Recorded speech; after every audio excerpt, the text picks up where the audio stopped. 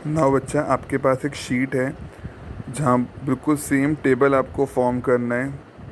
Particulars पहला column है, second है same source under same head, फिर है inter source under same head, और फिर है इंटर हेड। ये तीनों ही किस में आते हैं? सेट ऑफ में। ये तीनों पहले के कॉलम आएंगे सेट ऑफ के अंदर। बाकी दो कॉलम जो हैं फॉर असेसमेंट ईयर, और आखिरी क्या है? Which source. ये है इन दोनों कॉलम की ऊपर की हेडिंग क्या है? Carry forward and set of. पहली बात, सैलरी हेड में क्या लिखा है? Not applicable, not applicable, not applicable. इसका सेंस क्या है? क्या कभी सैलरी हेड में नुकसान आ सकता है? नहीं ना, सैलरी तो आपको मिलती है, तो कभी सैलरी हेड में नुकसान नहीं आ सकता। तो ये सेट ऑफ में एप्लीकेबल नहीं होता सैलरी हेड का नुकसान, क्योंकि सैलरी में नुकसान आ ही नहीं सकता। सेकंड, एच पी हेड टिक कर रखा है पहले कॉलम में। इसका मतलब समझना, same source under same head, अपने ही हेड का सेम सोर्स में टिक है।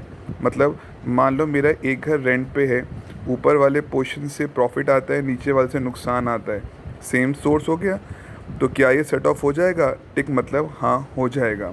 तो मान लो एक घर से 60,000 की इनकम आ रही है, ऊपर वाले पोर्शन से 60,000 की इनकम आ रही है, नीचे वाले से 20,000 का नुकसान आ रहा है, तो मेरी इनकम 40,000 हो गई।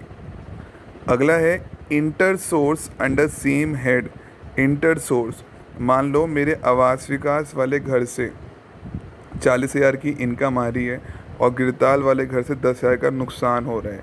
इंटर सोर्स सेम हेड से, सोर्स अलग अलग हो। मान लो एक आवास विकास में घर है और एक गिरताल में है, तो इंटर सोर्स क्या हो जाएगा? हाँ, हो जाएगा। इंटर हेड टिक मतलब मान लो एच पी हेड से 20,000 का नुकसान आ रहा है, क्या वो सैलरी हेड से सैलरी हेड से 1 लाख की इनकम है, क्या वो हो जाएगा? टिक मतलब हो जाएगा। एच पी हेड का नुकसान आ रहा है, क्या वो पी जी पी हेड से हो जाएगा? टिक मतलब इंटर हेड, किसी भी हेड से, खाली सैलरी ही नहीं।